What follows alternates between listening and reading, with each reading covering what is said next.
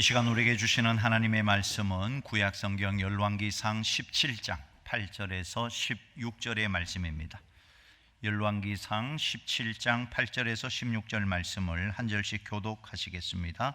여호와의 말씀이 엘리야에게 임하여 이르시되 너는 일어나 시돈에 속한 사르밧으로 가서 거기 머물라. 내가 그곳 과부에게 명령하여 내게 음식을 주게 하였느니라.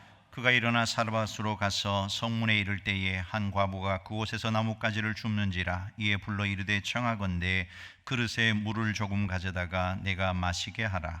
그가 가지러 갈 때에 엘리야가 그를 불러 이르되 청하건대 내 손에 떡 한 조각을 내게로 가져오라.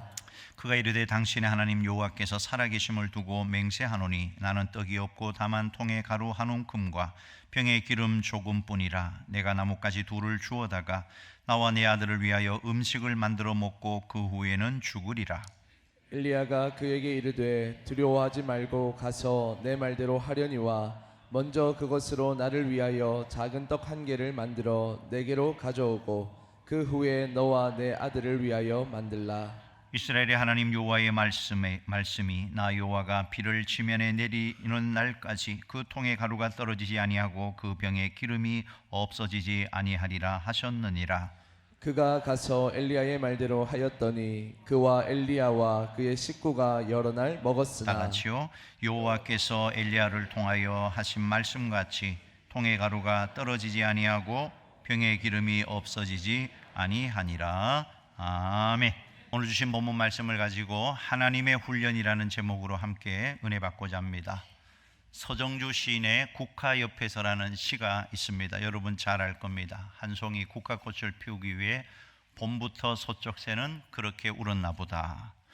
국화가 꽃의 아름다움을 드러내기 위해서 서리도 견디고 불면의 시간도 지나왔다는 것입니다.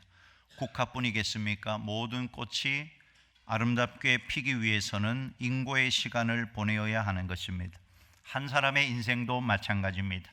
연단과 시련의 시간은 정말 힘들고 고통스럽지만 그 과정을 통과하지 않고는 좋은 결과물을 얻을 수가 없다는 것입니다.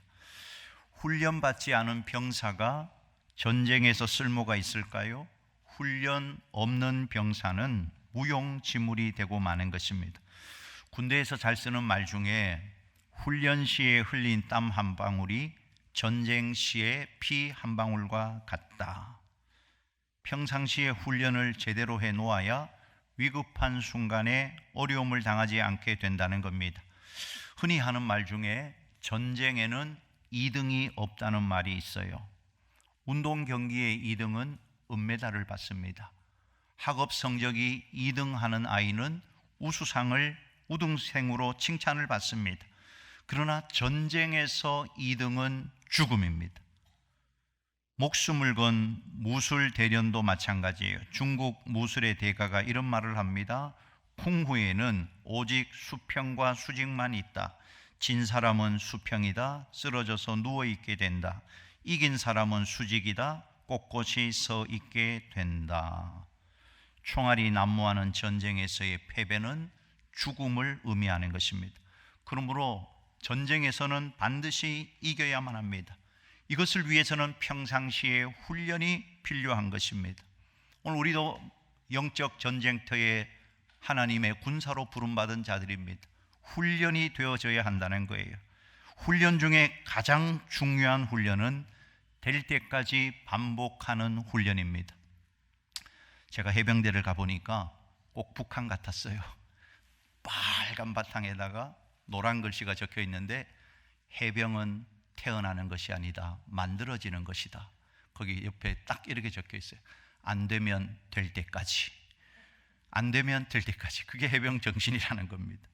마찬가지입니다. 하나님은 하나님의 백성을 훈련하실 때 한 번의 훈련으로 끝내시는 것이 아니고 반복적으로 훈련하십니다. 어쩌면 우리는 인생의 훈련장에서 하나님의 훈련을 받고 있다는 것이에요.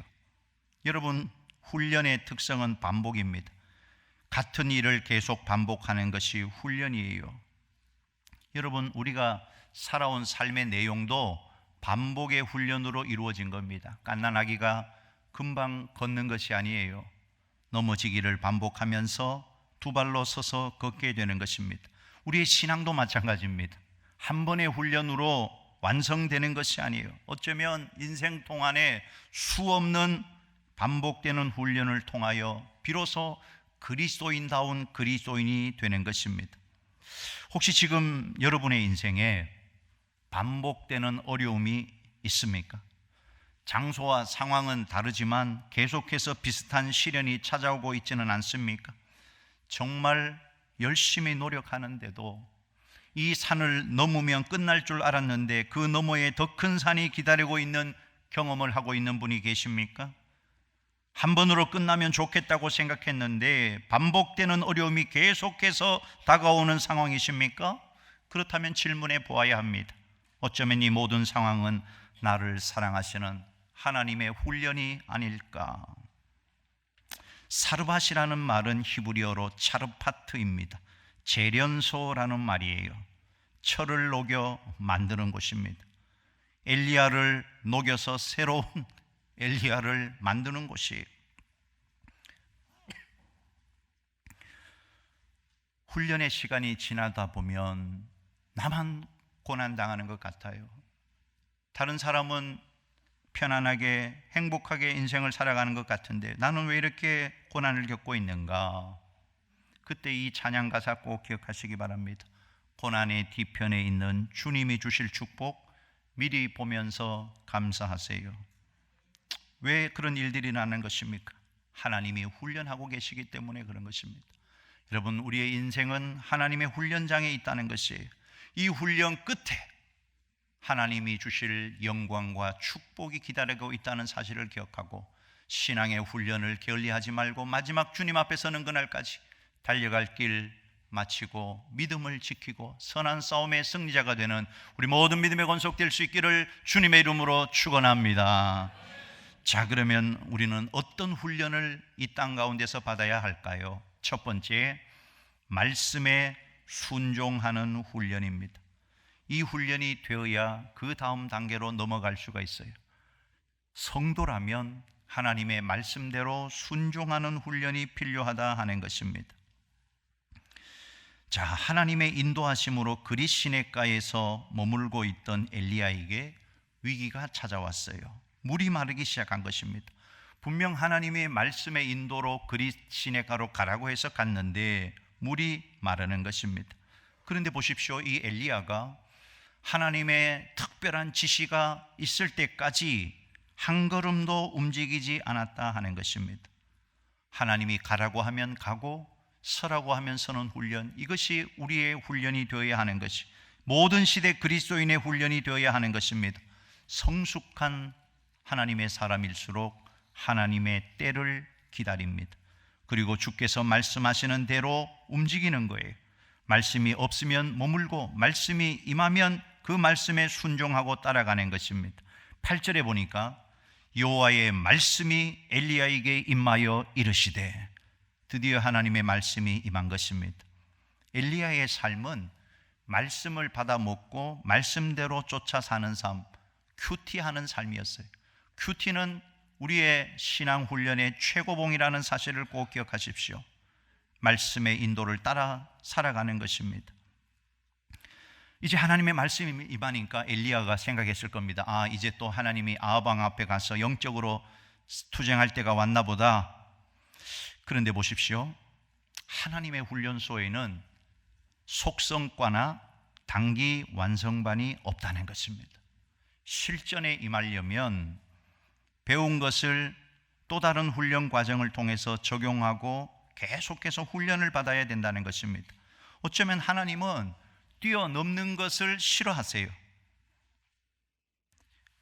하나님은 서두르는 것도 원치 않으세요. 어쩌면 하나님은 차근차근 하나님의 시간표대로 우리의 삶을 인도하고 계시다 하는 것입니다. 엘리야가 갈멜산에 올라가서 위대한 영적 전쟁을 벌여야 합니다. 그 갈멜산으로 가는 지름길은 없어요. 엘리야가 갈멜산으로 올라가기 위해서는 거쳐야 할 과정이 있었습니다. 그릿 시내가 사르밧 과부의 집이었습니다. 9절과 10절 같이 읽어보겠습니다. 너는 일어나 시돈에 속한 사르밧으로 가서 거기 머물라. 내가 그곳 과부에게 명령하여 내게 음식을 주게 하였느니라. 그가 일어나 사르밧으로 가서 말씀에 순종했어요. 사르밧으로 가라. 그런데 그리 시내가에서 사르밧 과부의 집까지 시돈까지는 약 120km 정도 광야의 뙤약볕을 걸어가야 됩니다. 하나님, 나 지금 물을 마시지 못해서 기갈한 상태고 배고픈 상태인데 어떻게 그곳까지 가게 하십니까?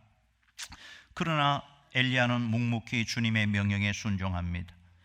하나님께서 말씀하십니다. 내가 그곳에 과부에게 명령을 해놓았다. 너에게 음식을 주게 하였느니라. 그동안 까마귀를 통해서 음식을 먹던 이 엘리야, 사람의 손으로 요리를 하고 대접을 받는 그 음식이 얼마나 그리웠겠습니까? 또 사람과의 만남이 얼마나 그리웠겠습니까? 한편 엘리야는 하나님께서 과부를 예비해 놓았다는 말을 듣고 이렇게 생각했을지 몰라요. 하나님께서 부유한 과부를 예비하셔서 나에게 풍성한 진수성찬을 차려주시려고 하는가 보다. 자, 그런데 10절에서 12절 말씀에 보면 이 과부는 어떤 과부입니까? 죽기 직전에 병에 조금 남은 기름 몇 방울, 가루 한 움큼밖에 없는 가난한 과부를 만나게 하셨다 하는 것입니다.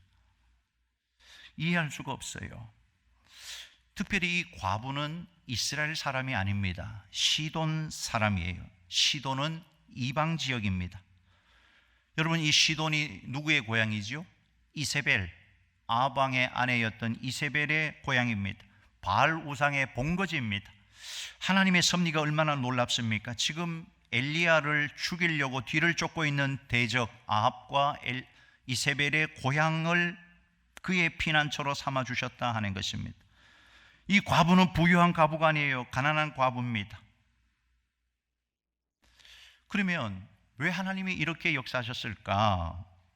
철저하게 하나님만 의지하도록 하기 위함이었다 하는 것입니다. 자, 여러분, 오늘 여러분의 환경이 하나님을 의지하지 않고는 견딜 수 없는 환경입니까? 의심할 여지 없이 하나님의 섭리입니다. 엘리야는 하나님의 말씀 앞에 그대로 순종해요. 과부에게 가라. 과부를 만났어요. 만약에 그토록 가난한 과부였다면 우리 같았으면 어떻겠습니까? 어이쿠, 잘못 온 것 같다. 내가 여기서 어떻게 살 수 있을까? 그런데 엘리야는 여전히 순종하는 거예요.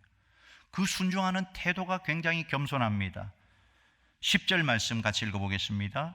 그가 일어나 사르밧으로 가서 성문에 이를 때에 한 과부가 그에게 이에 불러 이르되 청하건대 그릇에 물을 조금 가져다가 내가 마시게 하라. 여기 나오는 청하건대라는 말은 히브리어 원어로 상당한 경어의 표현입니다. 11절에도 보면 그를 불러 이르되 청하건대 내 손에 떡 한 조각을 내게로 가져오라. 굉장히 경어를 사용하면서 예의 있게 과부에게 다가가고 있다는 것입니다. 하나님의 사람 엘리야, 하나님의 명령을 받았으니까 나는 주의 명령을 따라왔다. 나에게 먹을 것을 내놓아라. 그런데 엘리야는 그렇게 하지 않았다는 것입니다. 또한 엘리야는 현실 상황만 바라보지 않았다는 것입니다. 12절 같이 한번 읽어보십시다. 그가 이르되 당신의 하나님 여호와께서 살아계심을 두고 맹세하노니 나는 떡이 없고 다만 통에 가루 한 움큼과 병에 기름 조금뿐이라. 내가 나뭇가지 둘을 주워다가 나와 내 아들을 위하여 음식을 만들어 먹고 그 후에는 죽으리라. 지금 이 상황에 먹을 것을 가져오라고 할 수 있는 상황이 아닙니다. 그런데 엘리야가 이 빈곤한 상황을 보지 않았다는 것이, 엘리야의 눈은 하나님의 시각에 고정되어 있었다 하는 것입니다. 지금 상황은 먹을 것을 얻어먹을 형편이 아닌데 엘리야는 하나님의 말씀만을 굳게 신뢰했다는 것입니다. 14절 같이 읽어보십시다.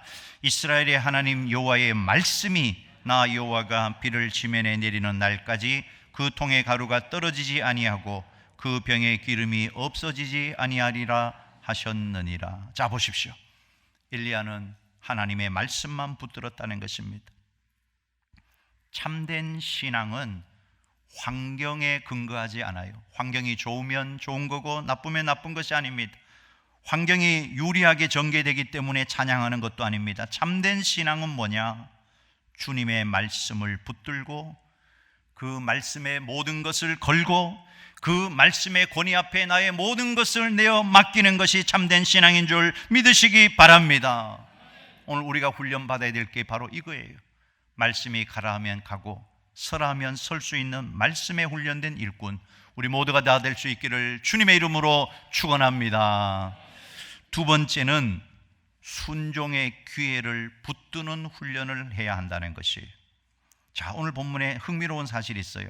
하나님이 역사하실 때 양면으로 역사하신다는 겁니다.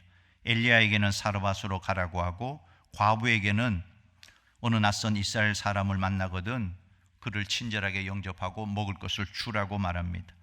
이처럼 하나님은 한 사람을 들어 역사하시면서 또 한편에서 그를 도울 자를 예비하신다 하는 것입니다. 이 과부의 태도에서도 교훈을 얻을 수가 있어요. 12절과 13절 같이 읽어보겠습니다. 그가 이르되 당신의 하나님 여호와께서 살아계심을 두고 맹세하노니 나는 떡이 없고 다만 통에 가루 한 움큼과 병에 기름 조금뿐이라. 내가 나뭇가지 둘을 주워다가 나와 내 아들을 위하여 음식을 만들어 먹고 그 후에는 죽으리라. 엘리야가 그에게 이르되 두려워하지 말고 가서 내 말대로 하려니와 먼저 그것으로 나를 위하여 작은 떡 한 개를 만들어 내게로 가져오고 그 후에는 너와 내 아들을 위하여 만들라. 먼저라는 말을 주목하셔야 합니다. 먼저 나에게 갖다 달라. 아마 이 여인에게는 굉장히 어려운 시험이었을 겁니다. 하나님의 살아계심을 놓고 맹세했다면 이 여인도 그 하나님께 모든 것을 맡기고 모든 것을 던질 수 있어야 한다는 것을 가르치려고 한다는 것입니다. 살아계신 하나님께서 자신의 남은 것 전체를 바치는 희생의 우선순위를 익히는 일이 이 사르밧 과부가 이스라엘의 하나님을 섬기는 첫걸음이 되었다 하는 것입니다. 자, 그런데 하나님은 부탁되고 요구하시지 않아요. 하나님은 항상 우리에게 뭔가를 요구하실 때 약속을 주십니다. 14절 한 번 더 같이 읽어보겠습니다. 이스라엘의 하나님 여호와의 말씀이 나 여호와가 비를 지면에 내리는 날까지 그 통에 가루가 떨어지지 아니하고 그 병에 기름이 없어지지 아니하리라 하셨느니라. 자, 보세요. 하나님의 약속을 바라보고 그 명령에 순복하는 것이 믿음이다 하는 것입니다. 엘리야는 말씀으로 돌아갔다는 거예요. 인간의 동정심으로 말하지 않았다는 것입니다. 어쩌면 사르밧 과부에게 가혹할 만치 어려운 요구를 서슴없이 할 수 있었던 이유도 하나님의 말씀을 붙들었기 때문에 그렇다 하는 것입니다. 여러분, 우리 믿음의 성도들이 인생의 위기에서 벗어날 수 있는 유일한 방법은 하나님의 말씀을 붙드는 것밖에 없습니다. 상황을 붙들어서도 안 됩니다. 인간의 동정심으로 붙들어서도 안 됩니다. 왜냐하면 하나님의 말씀은 힘이 있고 능력이 있기 때문에 그런 것입니다. 여러분, 인생의 어려움을 만날 때마다 가장 먼저 하나님의 말씀을 붙들 수 있기를 간절히 소원합니다. 이게 하나님의 사람이에요. 기도의 사람 조지 뮬러 5만 번 이상 기도의 응답을 받았다고 합니다. 여러분은 어떻습니까? 이것이 기도의 응답이다라고 말할 수 있는 일이 여러분의 인생에는 몇 번이나 있었습니까? 뮬러는 5만 번 기도의 응답을 받았다. 그토록 많은 응답을 받을 수 있었던 이유가 말씀을 붙들고 기도했기 때문이었다 하는 것입니다. 이 여인이 양식이 없습니다. 먹을 것이 없습니다. 우리 먹고 죽을 것밖에 없습니다. 그때 엘리야가 말씀으로 돌아갔어요. 인간적으로 판단하고 아유 그래 먹을 것이 없네 그냥 당신 드세요 라고 하지 않았다는 것입니다. 하나님의 말씀으로 돌아가니까, 하나님의 말씀을 선포하니까 이 여인이 힘을 얻게 된 것입니다. 이 여인의 마음에 믿음이 생기게 된 것입니다. 그 믿음으로 순종했더니 약속이 이루어진 것입니다. 이것이 성도에 가야 할 길인 줄로 믿으시기 바랍니다. 믿으시기 바랍니다. 15절과 16절 같이 읽어보십시다. 그가 가서 엘리야의 말대로 하였더니 그와 엘리야와 그의 식구가 여러 날 먹었으나 여호와께서 엘리야를 통하여 하신 말씀같이 통의 가루가 떨어지지 아니하고 병의 기름이 없어지지 아니하니라. 할렐루야. 오늘 우리의 인생에도 이런 하나님의 축복이 임하기를 간절히 소원합니다. 여기 보니까 먼저 하나님께 드리라, 먼저 하나님의 사자에게 갖다 주어라. 하나님은 남은 찌꺼기를 원하지 않는다는 것입니다. 누구보다 먼저 하나님께 드리라는 것이 11조의 원리가 여기에 있는 것입니다. 하나님께 먼저 드리라는 원리입니다. 마태복음 6장 33절, 마륙 33 같이 읽어볼까요? 그런즉 너희는 먼저 그의 나라와 그의 의를 구하라. 그리하면 이 모든 것을 너희에게 더하시리라. 구약의 이스라엘 백성들은 항상 첫 열매를 하나님께 드렸어요. 가장 좋은 것을 하나님께 드렸어요. 인생의 청춘을 하나님 앞에 바치시기를 바랍니다. 쓰고 남은 인생의 황혼기를 하나님께 바칠 때까지 미루지 말라 하는 것입니다. 우리는 이 사르밧 가부를 통해서 하나님께 드릴 수 있는 기회의 중요성을 한 번 더 깨달아야 합니다. 순종할 수 있는 기회를 놓치지 않고 순종했다 하는 것입니다. 여러분, 이 현재라는 시간은 두 번 다시 오지 않는 거예요. 성경에 나오는 모든 믿음의 인물들이 어떤 훈련을 통과한 것입니까? 순종할 기회를 놓치지 않았기 때문에 믿음의 사람이 된 것입니다. 순종할 기회를 놓치지 않았다. 기회가 중요합니다. 양이 중요한 게 아니에요. 많이 바치는 게 중요한 게 아니고, 사르밧 가부가 지금 하나님의 사자에게 바친 것은 대단한 것이 아닙니다. 떡 하나였습니다. 그런데 그 기회를 놓치지 않았다는 것입니다. 그래서 성경은 이 사르밧 가부를 기록하고 있고, 오늘까지 우리가 사르밧 가부 이야기를 하고 있는 것입니다. 하나님이 부르시는 기회, 오늘도 우리가 사무총회를 하고 새로운 직분과 사명을 부여받을 텐데, 그 직분의 기회를 절대로 놓치지 않는 순종의 사람들이 다 될 수 있기를 주님의 이름으로 축원합니다. 마지막 세 번째는 긍정의 훈련을 받으라 하는 것입니다. 15절과 16절 한 번 더 같이 읽어보겠습니다. 그가 가서 엘리야의 말대로 하였더니 그와 엘리야와 그의 식구가 여러 날 먹었으나 여호와께서 엘리야를 통하여 하신 말씀같이 통의 가루가 떨어지지 아니하고 병의 기름이 없어지지 아니하니라. 결국 과부는 엘리야의 말대로 행했고 먹을 것이 더 이상 떨어지지 않는 기적을 경험했어요. 이것이 믿음입니다. 자, 믿음은 뭐냐? 어떤 상황에서도 하나님의 약속의 말씀을 붙잡고 긍정적인 자세로 믿음으로 나가는 것이 믿음이라는 것입니다.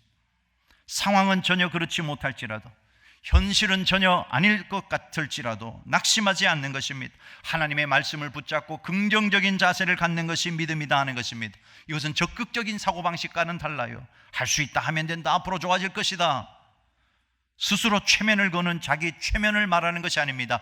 믿음, 성령이 말하는 믿음은 근거가 있어야 합니다. 하나님을 믿기 때문에, 하나님의 약속을 믿기 때문에 긍정적인 삶의 자세를 취하고 살아가는 것입니다. 자, 그런데 이 믿음이 그냥 주어지는 것이 아니라는 거예요. 훈련을 통해서 주어진다는 것입니다. 엘리야에게 왜 하나님께서 긍정의 훈련을 시키신 것입니까? 앞으로 이보다 더 어려운 상황, 더 극심한 두려운 순간을 많이 경험할 것이기 때문에 훈련을 미리 시키시는 것입니다. 오늘 우리 성도들도 인생을 살아갈 때에 긍정의 훈련을 받는 것입니다. 상황은 힘들고 어렵지만 하나님의 약속을 붙잡고 긍정적인 자세로 믿음으로 전진하는 것입니다.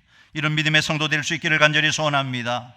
하나님 앞에 가는 그날까지 우리는 이 믿음의 훈련을 멈추어서는 안 돼요. 끝까지 훈련받아야 됩니다. 다 되지 않았어요. 끝까지 훈련받아야 돼요. 20세기를 대표하는 복음 전도자 빌리 그레함 목사님의 아내 루스 그레함 사모님의 묘비명이 참으로 인상적입니다. End of construction, thank you for your patience. 내 인생의 공사가 끝이 났습니다. 참고 인내해 주셔서 감사합니다. 뭐예요?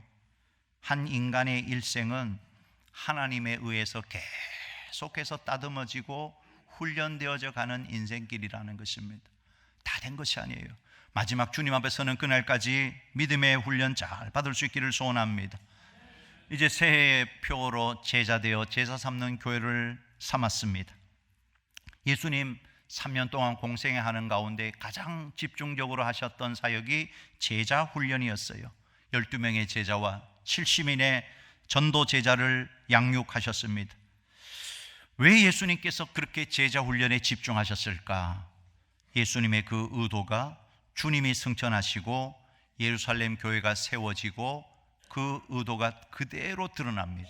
초대교회 예루살렘 교회 사도들 예수님께 받은 그대로 자기들이 제자 훈련 받은 그대로 또 다른 제자를 양육하여 초대교회를 부흥시켰다 하는 것입니다.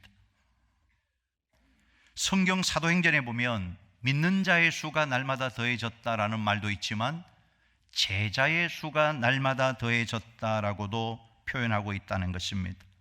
그러니까 초대교회는 예수님의 제자를 양육한 것입니다.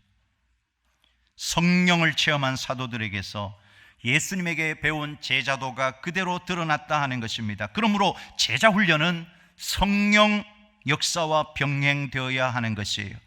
제자도가 있어야 성령의 역사가 일어나고 성령의 역사가 있어야 제자도가 살아날 수 있다 하는 것입니다. 제자는 훈련에 의해서 탄생되는 것입니다. 오늘 우리 성도들은 제자로 부름받았고 하나님 나라의 군사로 부름받았습니다. 이제 하나님 나라의 훈련, 매일매일 우리의 닥치는 환경 속에서 말씀에 순종하는 훈련, 그 순종의 기회를 놓치지 않는 훈련, 어떤 상황에서도 말씀 붙들고 긍정하는 훈련을 통하여 위대한 하나님의 역사를 써내려가는 믿음의 승리자들이 다 될 수 있기를 주님의 이름으로 축원합니다.